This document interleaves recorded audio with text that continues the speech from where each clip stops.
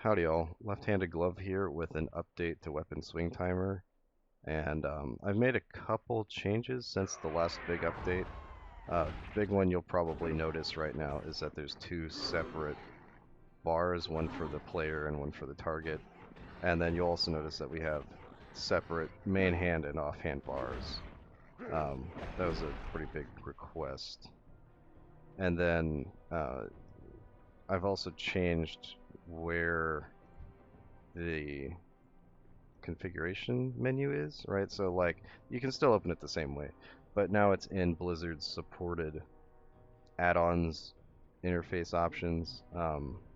This is so much easier than whatever I was trying to do with that standalone window. So I'm glad that I figured out how to get in here and put things in here. I mean, I'm not completely done with it. As you can see, it's under construction, but everything is in here as far as the configuration options go. Right, so you can change the out of combat alpha. We'll do that, so you can actually see what's happening. You can disable either bar if you want to, right? If you only wanted your bar, you could do that. If you only wanted your bar in your main hand, you could do that as well. And I'm playing a warrior right now, so I have a main hand and an offhand. But if I like removed my main hand, then you could see that. Like if I remove my offhand, you could see that the offhand is no longer displayed, right? And if I put it back on there, it'll come back. You know, typical in combat, out combat alpha stuff, backplane and whatever, right? You can change that. Bar width and bar height, they're all the same. I mean, the bar height is different than the old version because it used to be like, it used to be 4 for the bar height. Like collectively it was 12, but I changed how that's calculated, so now it's like each individual bar is what's showing. It's not like the whole frame, it's just the individual bar, right? But that looks kind of weird if you've got the text on there. So you also have the ability to turn the text off, right? If you really wanted those super thin bars, you have the ability to still have those super thin bars, but the text is not going to show up. I mean, you could keep the text, it just wouldn't look that great.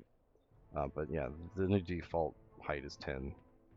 And I think that's still not going to take up a ton of space on your screen, right? I mean, most people keep them like down here, right? You'll have like one here, and then like the reason why I had the separate bars is because people wanted them like over there, right? So you'd make your target bar like 200 to make it fit under here like really well. But you know, you'd have your target bar here so that you could figure out like, oh, I need to swing my big old two-hander now, right? I've got it off cooldown or whatever you want to consider that, right?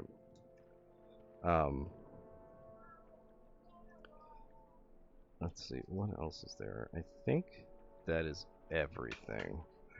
I plan to add the ability to change the color of these two bars because, I mean, obviously people aren't just going to want red or blue, right? They'll want something different, but I need to figure out how to work with the color picker, so that'll come in a future update.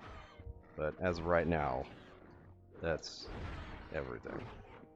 And then I also wanted to address my old update, the version 2.0, was about crit reactive procs, everything about crit reactive procs. And as it turns out, like I looked at that video from SVand further, and I feel like I spread misinformation with all of my settings, so I wanted to clear that up. You really only need to stand up whenever the bar is completely full. Like whenever it resets, that's when you stand up, right? You'll sit and you'll stand up as soon as the bar is full.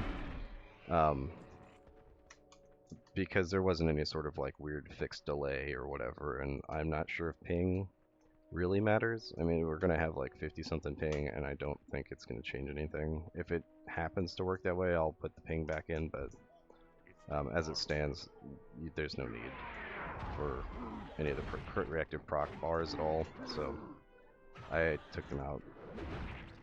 And that's pretty much it. Thanks, guys.